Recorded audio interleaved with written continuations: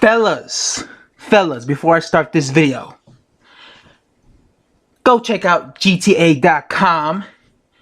If you want to get cheap games, I advise you to go check out GTA.com and get you some games for Steam, for PC, for PS4, for Xbox, whatever the console, get it. I think it's a great website. And I have a link below in the comment section. Just click on that link and it'll take you right to the website. And now on to the video. Let's go. Before I start this video, please, if you're new, don't forget to hit that like button and subscribe for daily, and I mean daily, boxing talk. Now, I actually think that Deontay Wilder, the Bronze Bomber, should just cash out. He should just cash out. I know what you guys are thinking. Well, why would he cash out? Why should he cash out? If he does that, he will never be respected as a fighter, as a champion. He'll never be in the Hall of Fame. He'll be regarded as one of the worst heavyweight champions that ever came along. Worse than any American champion. I'm not saying that, but some people might be considering him one of the worst rating champions because of his cherry picking. But here's the thing. Regardless of what Deontay Wilder does in his career, he's never going to get credit. I mean, there are elite fighters today who actually put in the work, who actually fight top guys. They get criticized. They don't get the admiration, the credit that they deserve. I mean, you got guys, bashing guys like Andre Ward. Before Andre Ward retired, bashing guys like him, saying that he doesn't have the best resume, even though Andre Ward beat guys like Mikhail Kessler in his prime, Arthur Abraham in his prime, Carl Froch in his prime, Chad Dawson in his prime, Sergey Kovalev in his prime. A guy like Andre Ward has a stacked resume. Yet, there are still several critics of Andre Ward, and a lot of them, again, I'm not saying everyone, but a lot of them don't give him credit. They act like he was overrated. Terrence Crawford right now is considered the pound for pound king, but you see plenty of channels and you see plenty of subscribers and just commentators and who talk boxing saying stuff like he doesn't have the best resume, discrediting him. And Terrence Crawford is the guy who wiped out his division.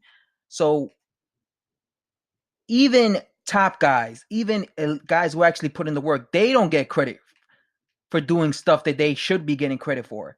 So imagine someone like Deontay Wilder. Deontay Wilder is a guy who his first 25 opponents don't count because, let's face it, the majority of those guys were bums, right? They were bums.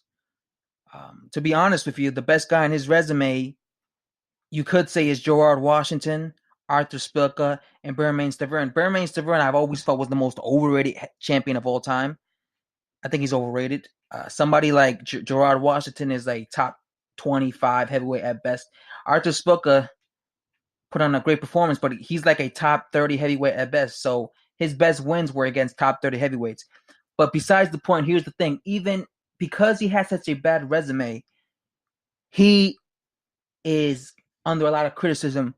And I'm one of the people who criticize him all the time. I criticize him all the time. So obviously,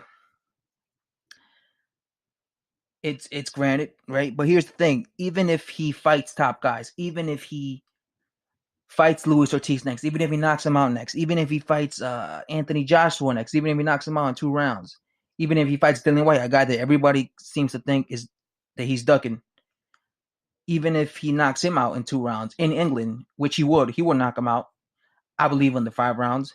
Even if he fought these guys and beat them all, yeah, there'll be, us true hardcore boxing fans giving him credit, but trust me, there'll be a bunch of people still saying that he's an overrated American fighter, not giving him credit.